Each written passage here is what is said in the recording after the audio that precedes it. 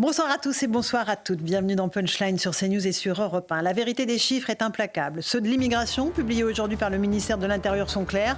La France a accordé plus de 336 000 premiers titres de séjour l'an dernier. Un chiffre en hausse par rapport à 2023, un record depuis 1945. Même chose pour les renouvellements de titres de séjour qui sont au plus haut depuis 4 ans.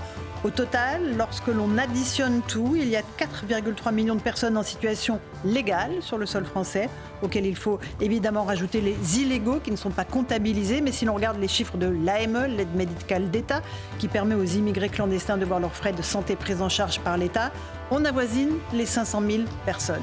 Voilà pour la vérité des chiffres. En face, il y a la bataille des mots, des heures d'empoignade et de polémiques lorsque François Bayrou a évoqué la semaine dernière le sentiment de submersion des Français face à l'immigration.